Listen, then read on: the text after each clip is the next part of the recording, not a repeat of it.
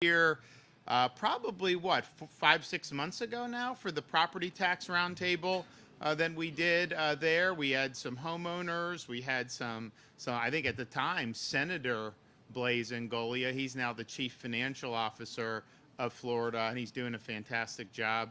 And we had some other folks, I think, in the legislature that were there with us. But the reality is we want to provide relief to people in any way that we can. I don't think we've seen a period of inflation over the last, however many years, this significant since the late 70s, early 80s. And so when you have the cost of things going up and then you have incomes not necessarily matching that, what could we do? Well, we've done a lot at the state. No tax on baby items, so people can raise families. Like literally, you don't have to pay tax on any of those essentials.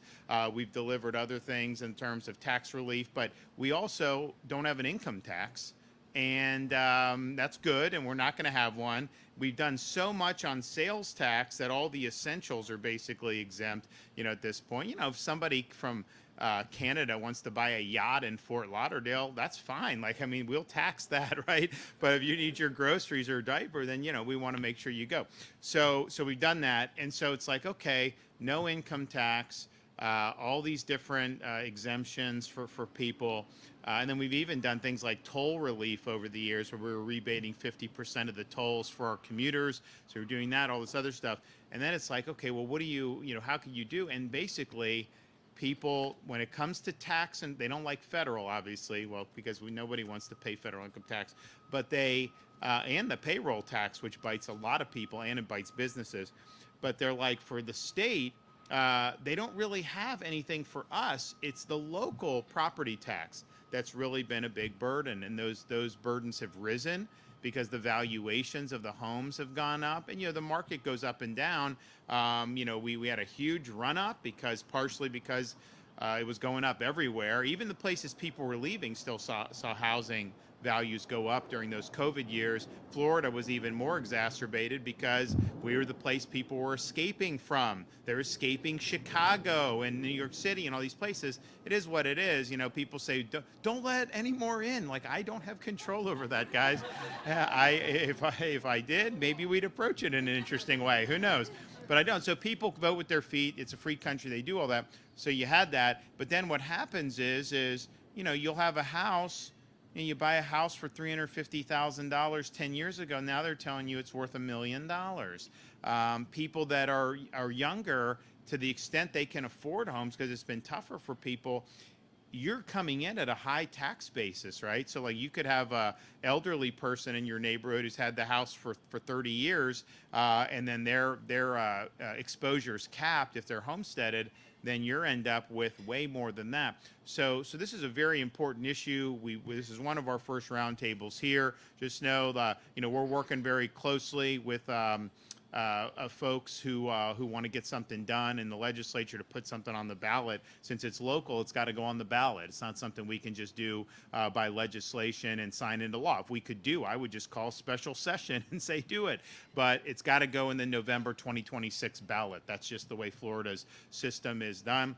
I'll sometimes ask people like, when are you going to do property tax, whatever? And I tell them, watch one of my speeches or press conferences in November 2020. If there was any way you could do it before then, functionally, we would definitely do it. But it's not something you could just sign into law. It's something that the people will ultimately have to vote on. But I do think that will be something that will be meaningful relief for folks as they're working hard to make sure that they could make ends meet. And then, the other thing is they just put out a report from I think it was the auto insurance report that highlighted some of the things we've been talking about our market reforms. So you now have $1 billion that's going to be rebated from Progressive to auto policies in Florida. And then State Farm announced a 10% reduction, and other companies are now announcing reductions. And that's just because of the reforms that we did 2022, 2023 period. Takes time for those to go in. And then what happened is when those reforms were about to get signed into law, all these lawsuits got filed like at the last minute. Well, that's costly. They pass on to consumers. Well, now it's kind of gotten to where you have some stability and people are like, man, this is really working. So that's likely going to happen. You also have 16 new companies in for homeowners insurance. Florida Peninsula announced, I think, 8% reduction. I think you're going to continue to see that. We were at the reinsurance conference last month, and everyone was saying that the reforms have overperformed, and that people are more willing to put capital at risk in Florida. You know, there was a time when people said that some people were saying Florida was totally uninsurable and then there would be no companies left. It's the opposite. So this takes some time, but you are definitely seeing that. And the fact that we didn't have any storms, I think you're going to see a lot of companies have to do that. You know, if you're entering the Florida market, the only way you're going to get business is to offer, more attractive rates for those things. And the other thing we're looking at is, this citizens insurance. When they have 1.3 million people on it, well, that's not a solvent system, but so many have now gotten private policies.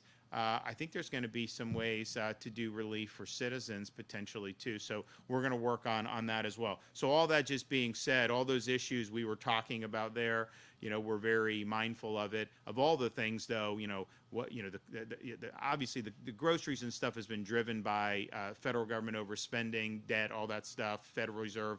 That's way beyond what a state can do, even a state as big as Florida. And so there are definitely things that are really important. But the one thing we can do, the one thing we the people can do, we can control the taxation levels. That is purely a government function.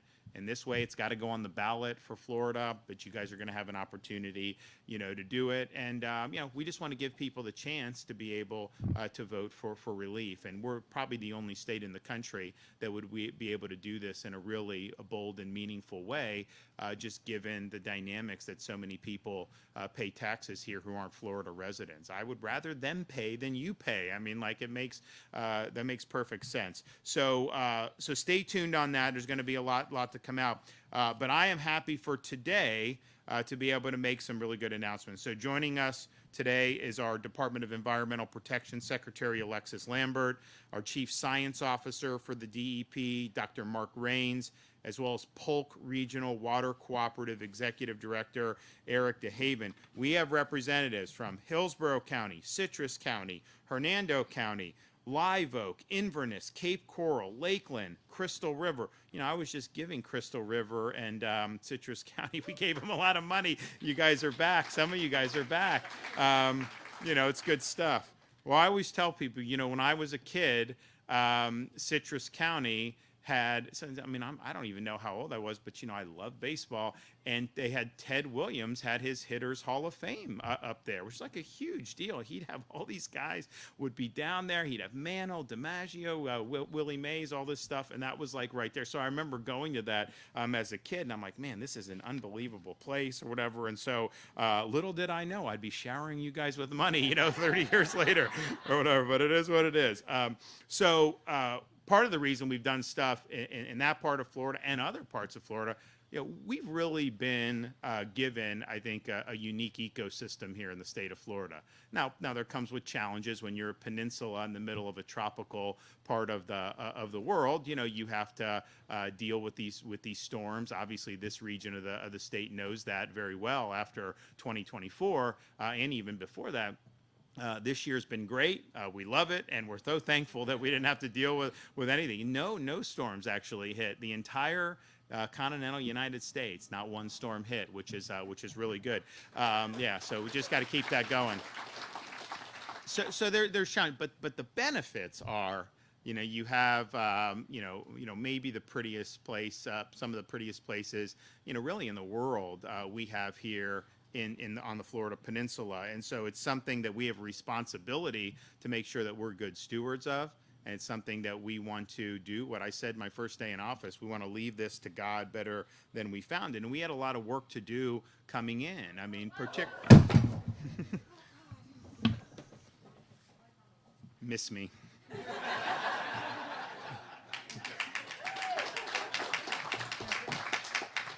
And, we were at, unfortunately, we were at the funeral for one of our deputies who was killed in Indian River County yesterday, and we were in an airport hangar, and it just started whipping and like boom, like the flag down, up, down. I mean, like they had to keep doing it. So you know, it's good. So it's just part of what you got to do when you're around here. But so we wanted to deal with a lot of challenges. I think there was a lot of frustration throughout Florida that some of the stuff, you know, wasn't being done. You know, if you go further south of here, down into Southwest Florida, 2018, this was the year before I became governor, you had massive algae blooms. You had the algae being sent out of Lake Okeechobee, mixing with the red tide, making the red tide a lot worse. You know, red tide naturally occurs out there and has for recorded history, but when it gets in with the other nutrients, you know, created really bad stuff. It smelled bad. It caused huge destruction to tourism and really undermined the quality of life. You had 2 years before that on the east coast of Florida, places like Stewart, massive algae blooms because of discharges from Lake Okeechobee. Now, those weren't discharges the state of Florida was doing. It was the Army Corps of Engineers. But you had that. And part of the reason you had all these issues is because Florida's plumbing was not working the way God intended. The water was supposed to flow south through the Everglades, which is a natural filtration system, river of grass, and then it ultimately makes its way to Florida Bay. That's better for flora, fauna, it's better for fishing, it's better for everything. And that really had been changed because of things that man did, partially in the name of flood control over the years, which we understand. But you know, the reality is we can prevent flood control and still make sure that we're nourishing those things. So we had to take a lot of important actions early on. Part of it was we wanted to work with the Army Corps to maybe manage that lake better, and they've done a much better job. There's no question about it. But we wanted to put our money where our mouth is, so we set out to really do major environmental restoration. And the Everglades was kind of the crown jewel of that, but it wasn't the only thing about it. And what I can tell you today, everything we promised, we've not only delivered, but we've over-delivered on all those promises. Across all those different subject matters, we were able to get it done. Billions and billions of dollars more than has ever been done to do these really significant projects. You look at things like the C-43 reservoir, the C-44 reservoir on either side of Lake Okeechobee. Now, when you have water, they can clean it and then send it. And then people don't care. Once it's clean, it's fine. It doesn't create the same issues. We're also working on ways to, you know, make sure the water that goes into the lake from Central Florida is a little cleaner, because there's a lot of runoff that takes place. Working on cleaning up the lake more and more that's in there. So there's a whole host of things that have been done and are continued to be able to do. But we have, since I've been governor, funded almost 1,200 projects across the state to reduce harmful nutrients in Florida's waterways. So that will cut an estimated almost 5 million pounds of nitrogen and almost 1 million pounds of phosphorus each and every year with those programs. So 300 of those are already complete and producing really measurable results. And so we're happy with what we've been able to do with Everglades. We do have an agreement with the Trump administration where they've delegated, because you know it's supposed to be state, federal, we each have our roles. Most of the states don't do their fair share, and then they expect the Fed. We're the opposite. We did our share and then some, and then we tried to get Biden to step into the game here, and he didn't do it. And so we worked with the president and his administration on saying, okay, you guys are behind.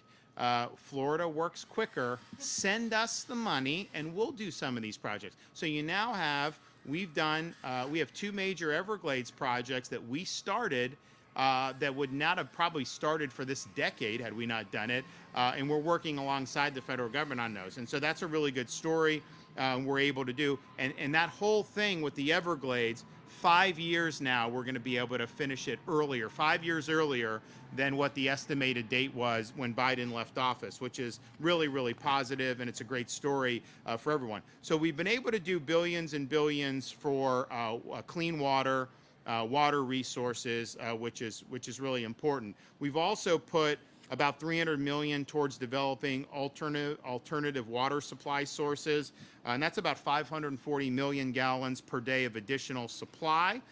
Today we will build off that initiative. So I get the ability to do grants, and a lot of times it's working with local communities to, create good infrastructure so that you're able to develop really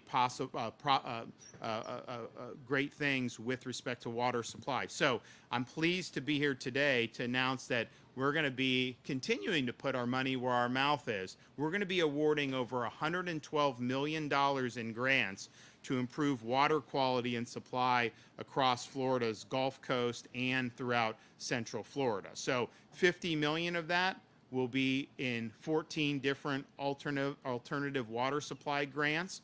And this includes St. Johns River, Swanee River, Northwest Florida Water Management Districts, Polk Regional Water Cooperative, Toho Water Authority in Osceola County, cities of Cape Coral, Winter Haven, Live Oak.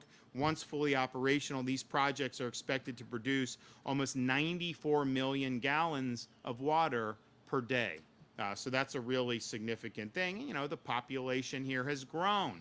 I'm not asking anybody to move. I've never asked for anybody to move here, to be honest with you, if you go back. In fact, during COVID, they were like, oh man, it's just like, do you want to go on like business recruiting trips? Because I did do that my first year a little bit. And I'm like, no, because they were calling me asking if they could, it's like, hey, I wanted you to know we're coming. I'm like, great, whatever. And so I haven't done that, but yet, people are gonna see greener pastures in some of these areas. And I've met people from just about every state, but certainly some of kind of the worst offenders, the Pacific Coast states, huge problems. Washington, Oregon that I hear about with people leaving Portland and Seattle and some of this stuff. Obviously, Northeast has been a problem and will continue likely to be a problem in New York City going forward. Chicago, huge problem. So we see all that. But the reality is it is what it is, right? Like if we need to make sure we have strong water supply, we're going to do it. So that 94 million gallons is really good. Interestingly, they in some of the parts of the country, they're building these like massive hyperscale data centers. They take like 1 million gallons of water a day, massive amounts of water that's doing. We obviously want our water to be for the general public and not to be bogarted in that way. And we'll have more to say on that in the coming days. We also are going to do 50 million for 23 projects aimed at protecting Florida's pristine natural freshwater springs, and we have the best springs of anywhere in the country. Obviously, people know Crystal River, Inverness, Oakland, Williston, Archer counties, Hernando, Citrus, Levy, Jackson, and Leon counties. And the spring sheds and water quality through wastewater upgrades will be improved. There'll also be other enhancements. It's going to reduce nitrogen just in those grants by 100,000 pounds per year in those springs, and that's a really, really big deal. These efforts will help communities connect septic systems to sewer lines, among other water quality improvement efforts. Just again, keep the water clean, make it cleaner, make it healthier. So this will bring us to $430 million for 147 different springs restoration projects since I took office. That's major momentum. And then the final thing is 12 million is being awarded to our state universities and counties to drive innovative technology to fight harmful algal blooms. 16 projects will be funded, including here in Tampa at the University of South Florida, also University of Florida in IFAS, University of Miami, Florida International University, and Florida Atlantic University, as well as Polk and Seminole counties. The Innovative Technology for Harmful Algal Blooms grant was established during my first year as governor, following recommendations from our Blue-Green Algae Task Force to invest in a diverse portfolio of technology so that we could tackle these harmful algal blooms. Since then, we've received $75 million in appropriations and have supported 68 projects that detect, prevent, clean up, and mitigate harmful algal blooms. Like our investments in Everglades restoration, we believe that reducing circumstances for harmful algal blooms along Florida's coast are very, very important, and we want to tackle that head on. So all of this stuff is really going to make a difference. And it's interesting. we're going through our budget recommendations. So I'm going to do the budget announcement pretty soon. And, you go through everything, and it's interesting. Florida, we've done very well with handling budget. Our budget, even though we have millions of more people than New York, our budget's less than half of New York's budget. But yet, we have better roads, better services, better public university system, all these other things. Actually, New York City's budget is more than the budget of the entire state of Florida, and they only have 8 million people. And that's even before the deficit balloons when this guy takes over the grocery stores. I mean, can you imagine what's going to happen with that? So we, from a spending level, we're either the first or second lowest per capita state spending in the entire United States of America. And so that's our number of state employees per capita is the lowest of anybody in the United States of America. We have one of the lowest, if not the lowest, state tax burden. We're always in the top 2 or 3 on that of anywhere in the United States. And then our debt, since I became governor, by the end of this fiscal year, you take all Florida's taxpayer-supported debt since it's been a state, we will have retired more than 50% of it just in my tenure as governor. And so that's a really big deal. And then we now have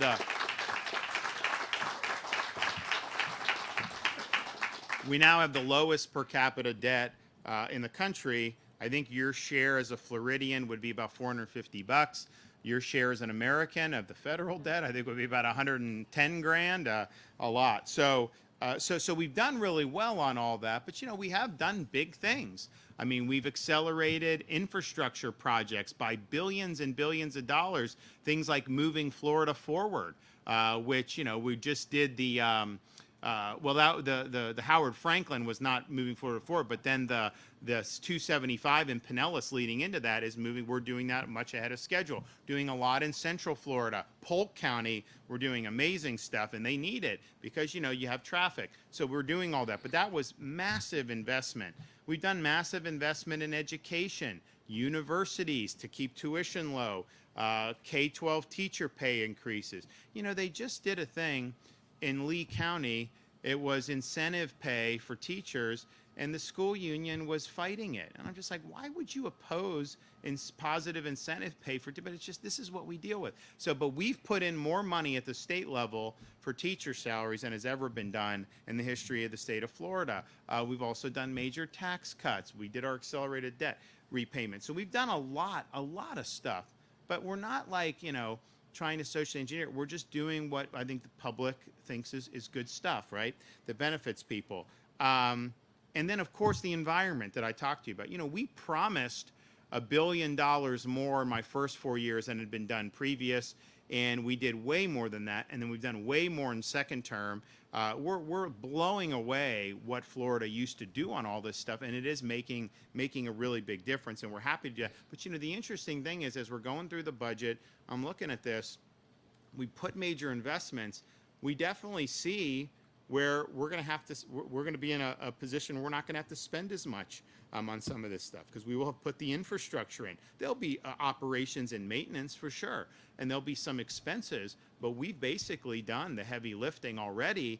And so, this budget, certainly future budgets that are done, are not going to have the level of commitment that we've had because we've actually succeeded in getting the job done. And I think that's really, really good. I mean, do it, get it done, and then not make it just be something that you're spending just to spend. No, we're doing this because we think it's important. We think it's important for quality of life. We think it's important for the economy, and we're going to keep doing that going forward. So I want to thank everybody that's been involved with this. I'm excited about it.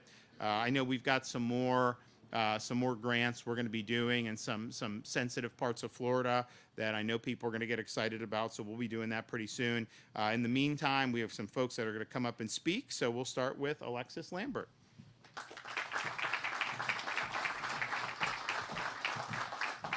Good morning. Thank you, Governor. What a beautiful day to hand out some grants. I'm Alexis Lambert, Secretary of the Florida Department of Environmental Protection.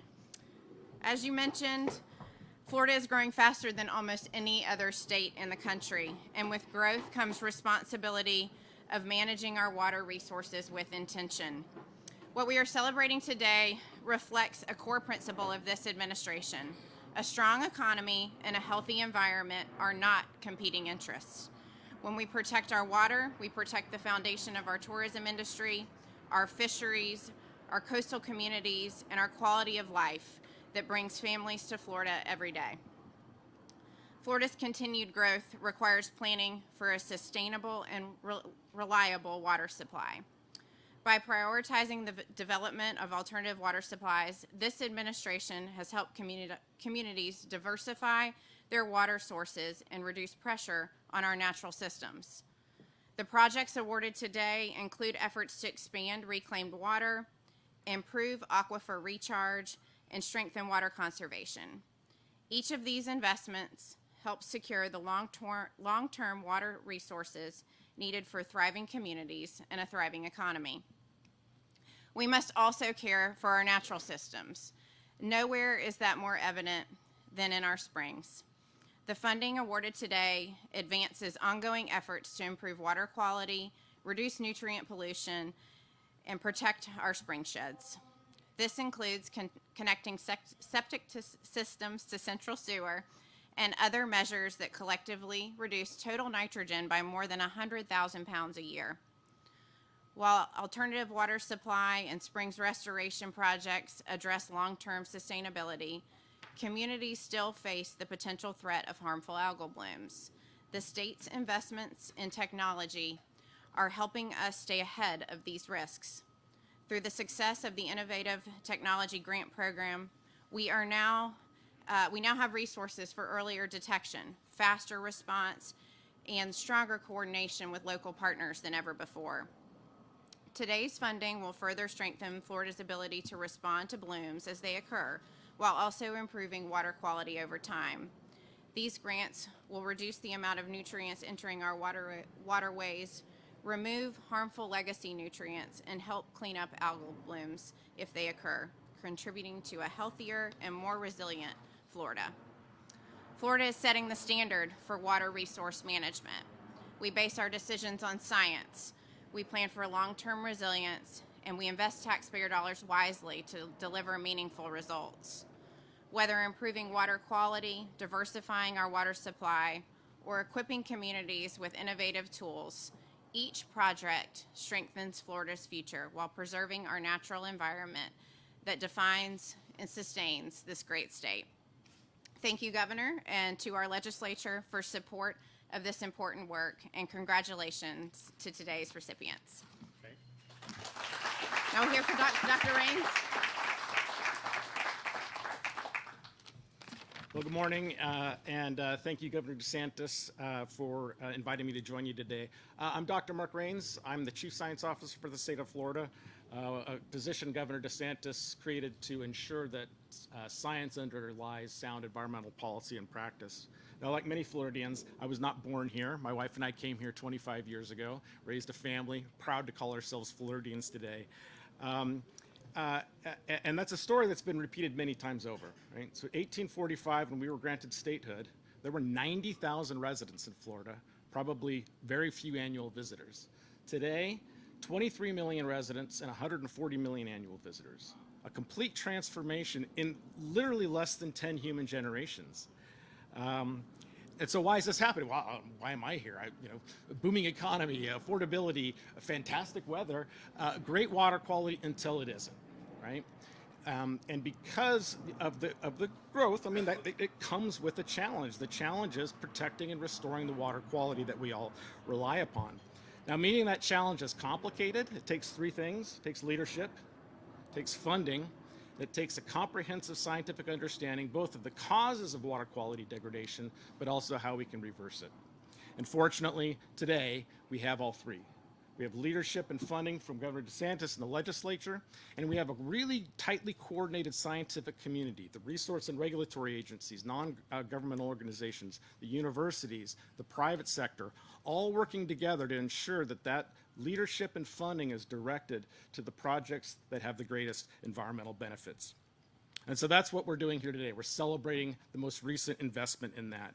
The funding announced today will help us reduce nutrient loading to water bodies, and then will help us monitor, predict, and rapidly respond to declining water qualities if and when we find it, including harmful algal blooms. So think about it.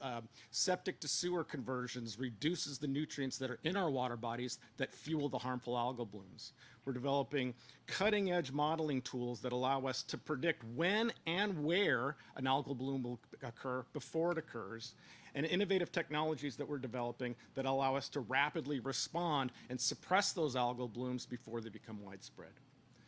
So I just want to close by thanking Governor DeSantis and the legislature, not just for the funding and the leadership, but also for ensuring that science plays a crucial role in directing that leadership and funding to the projects of the greatest need. Thank you.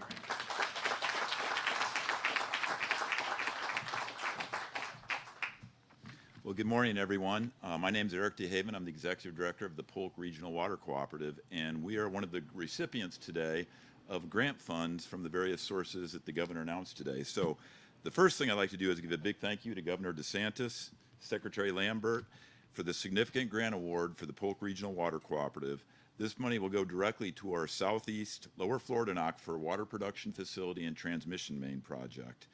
Now, this project is vital to the Polk County region to ensure long-term sustainable water supplies to the citizens of Polk County, but even more importantly, it protects Polk County's diverse natural systems, such as the Peace River and our many lakes, rivers, and streams that we have within Polk County.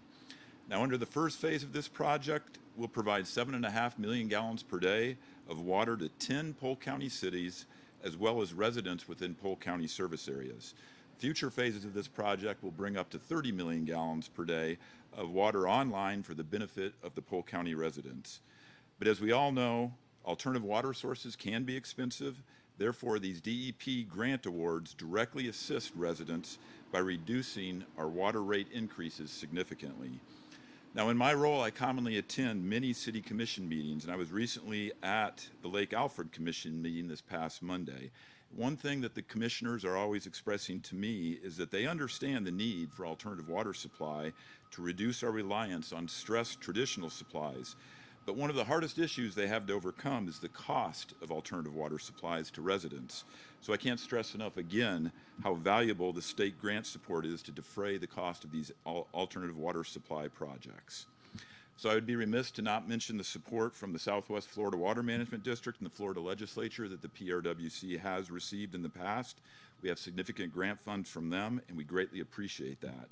So on behalf of our 15-member governments in Polk County that make up the PRWC, I would like to once again thank Governor DeSantis, Secretary Lambert for the significant award and their continued partnership in our Southeast Lower Florida Aquifer project. Thank you all very much.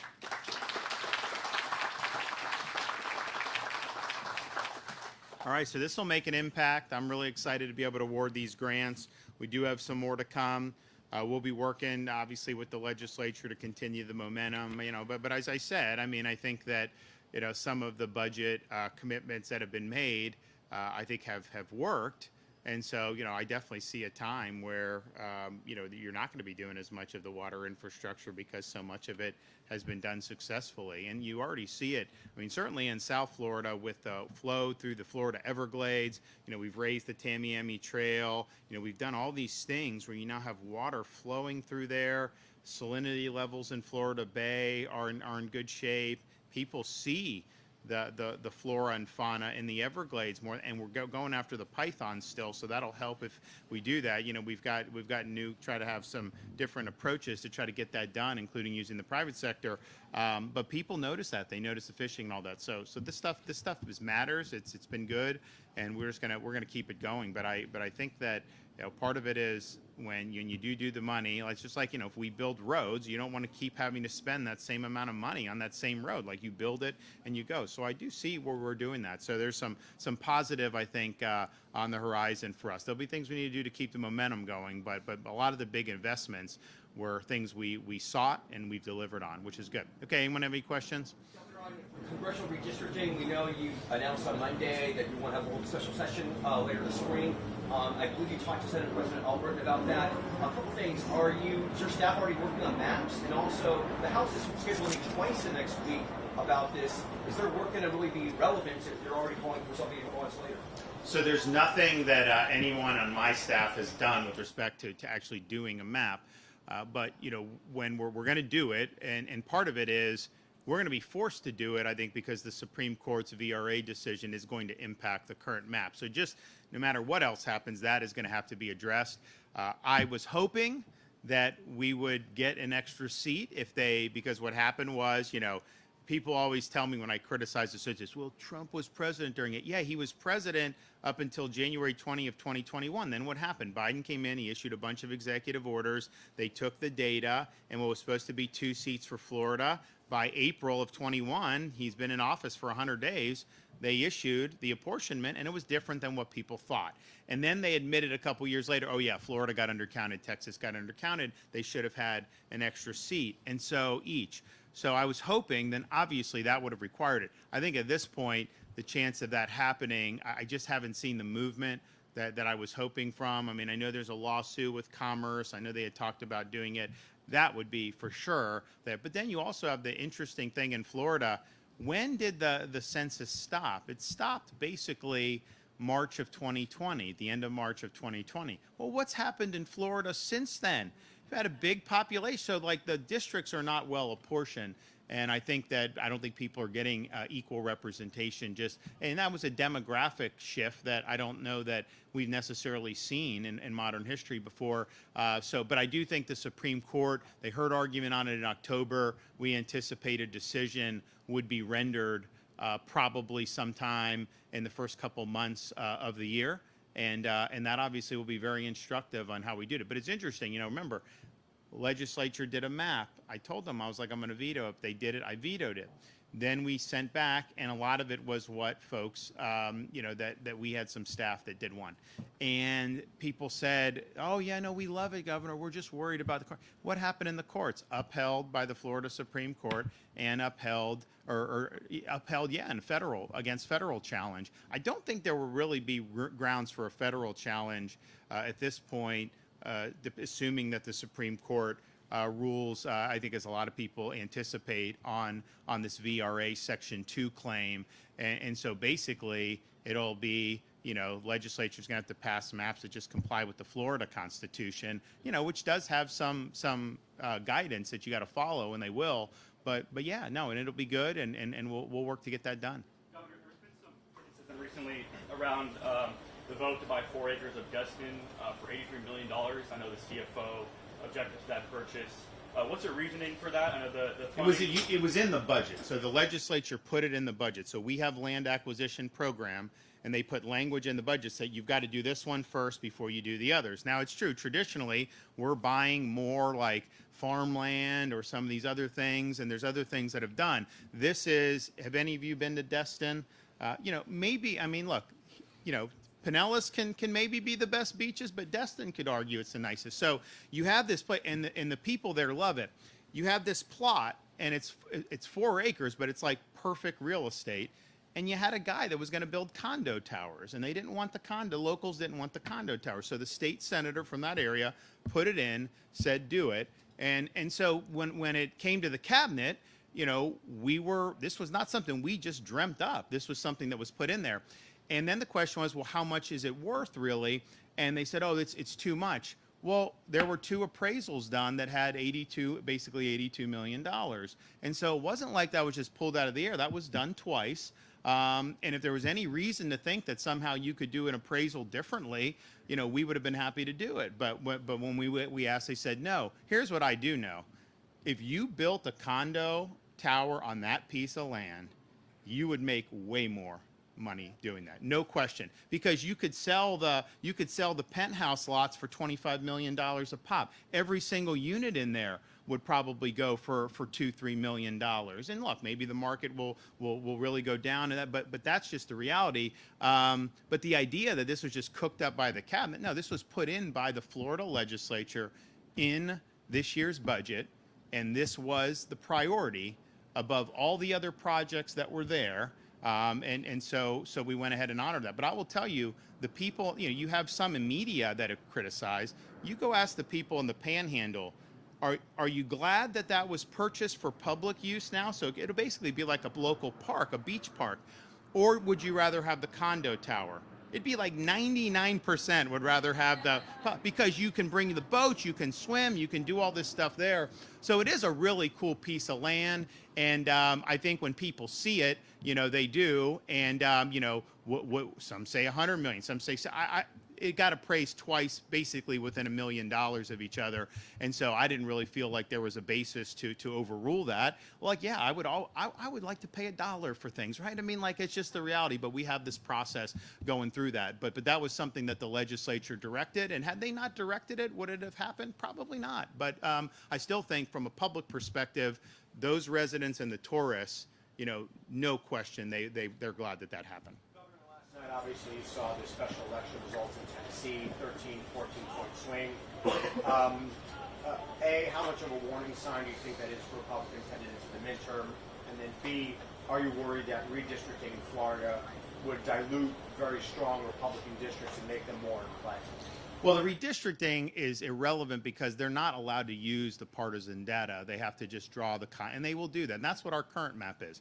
But just generally speaking, yeah, it was a big warning sign. You have every election that's happened has been a 10 to 15 point swing, towards the Democrats. That's just what's happened lately. And in fact, if you go back over the last, probably since 2016, you had 2020, Trump had good turnout, 24, Trump had good turnout.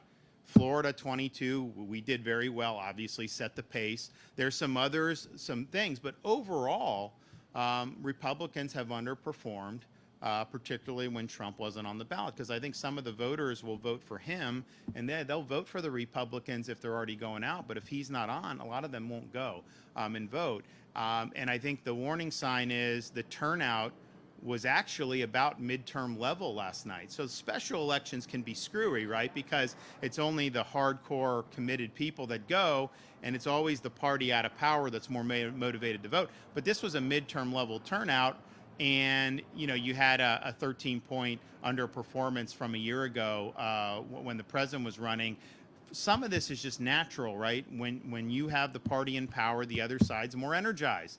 They come out, they want to vote, and then the party in power, its voters are more complacent.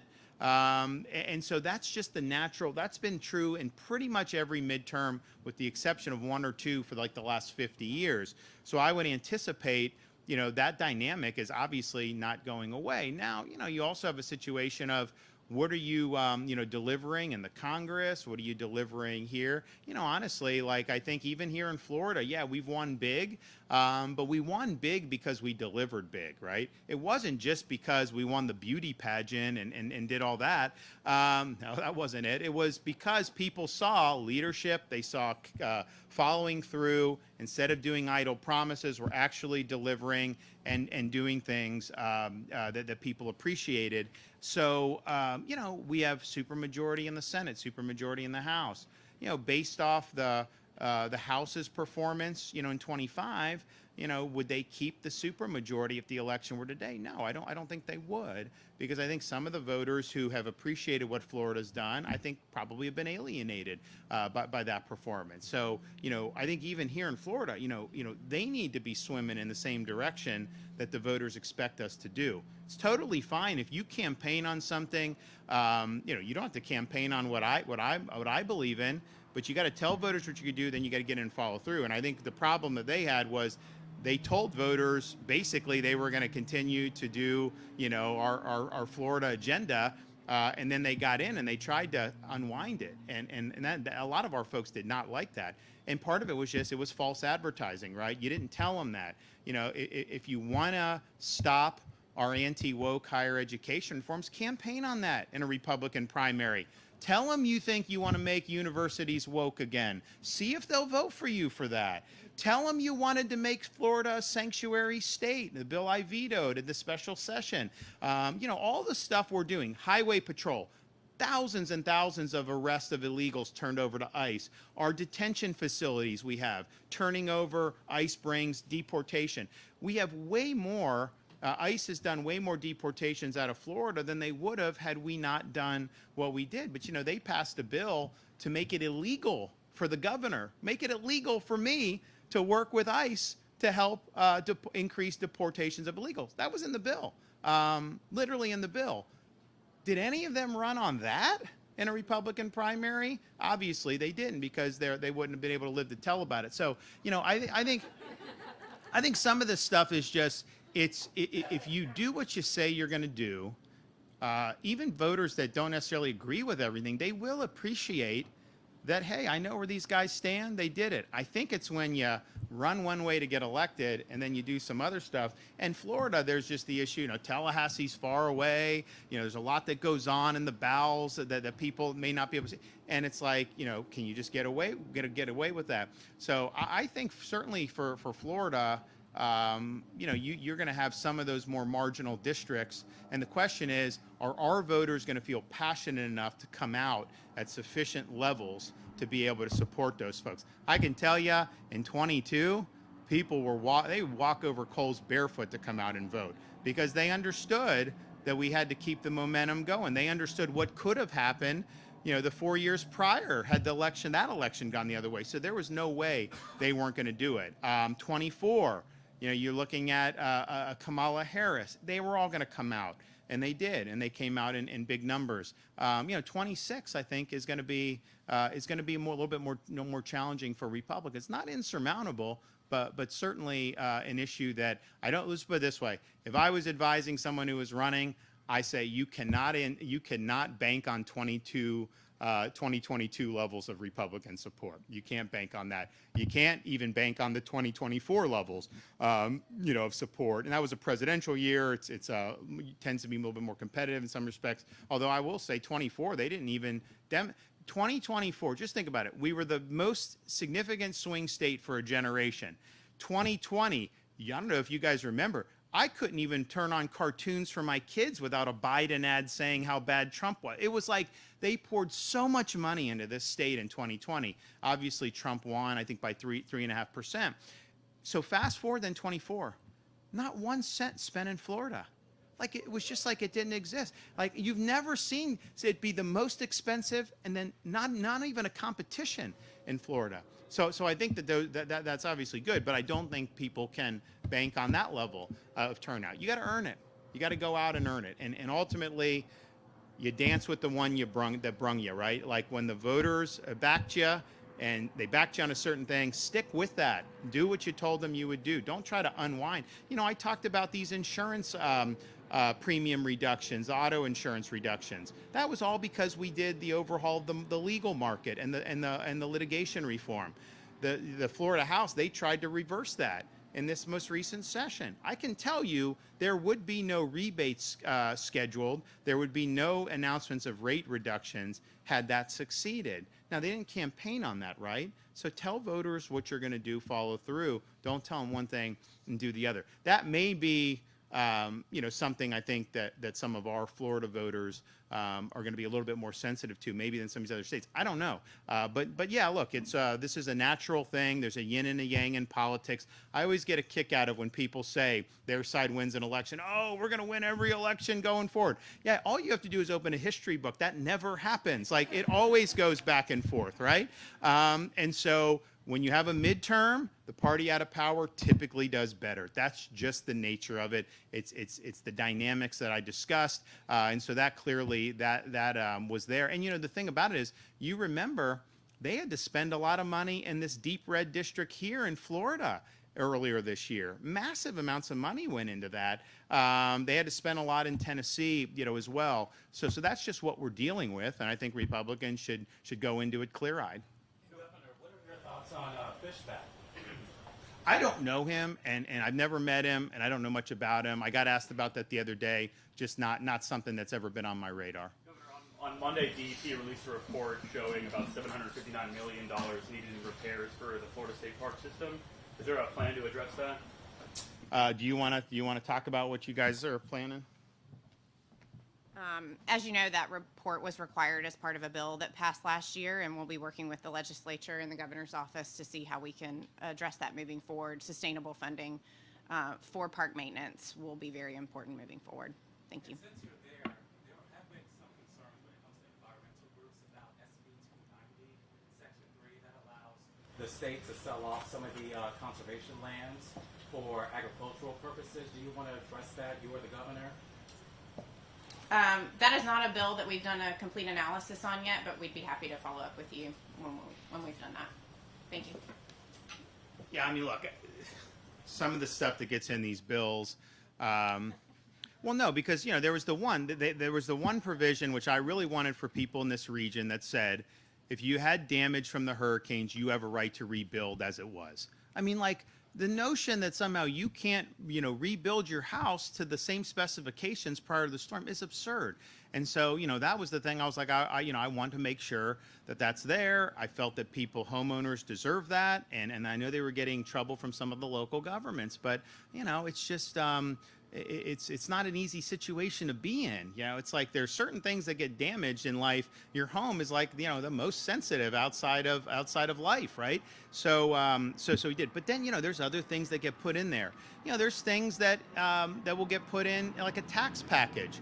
Am I going to veto the whole tax package because there may be one or two things that I wouldn't necessarily put in there? No. And there have been things that have been in there in the past. And it's not like it's bad, but it's like tax cut for this or that.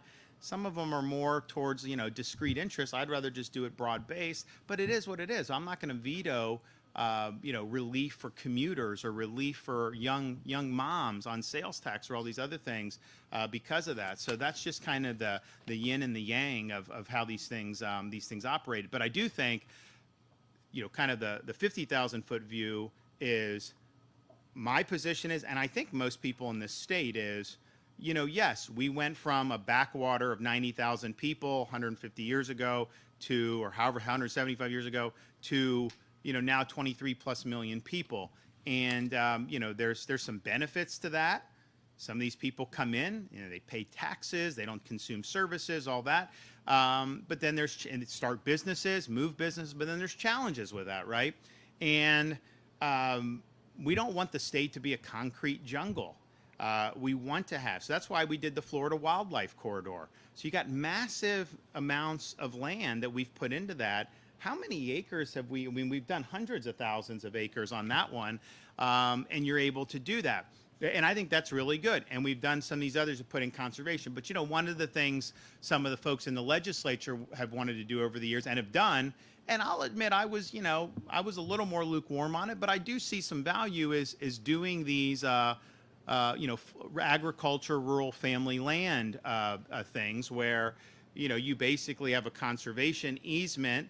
It could stay in agriculture, but it's not going to end up being a subdivision or something like that.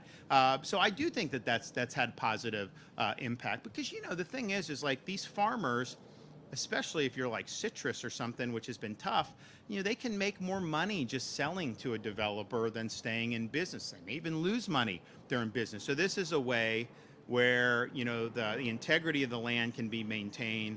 They could be doing that, and that helps preserve some of the character of the state of Florida. But yeah, by the time I leave office, we will have done more on that than anybody's been able to do. And it's really significant when you look at the map of it and just see how much is in that wildlife corridor. And so that's basically going to be there for people to enjoy and the nature of that for a long, long time.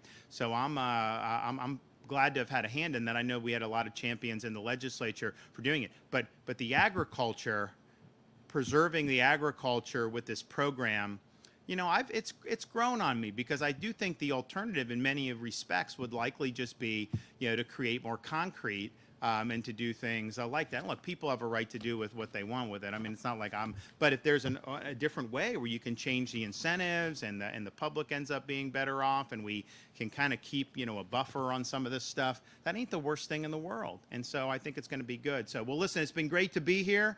We will be back soon, and go Bucks.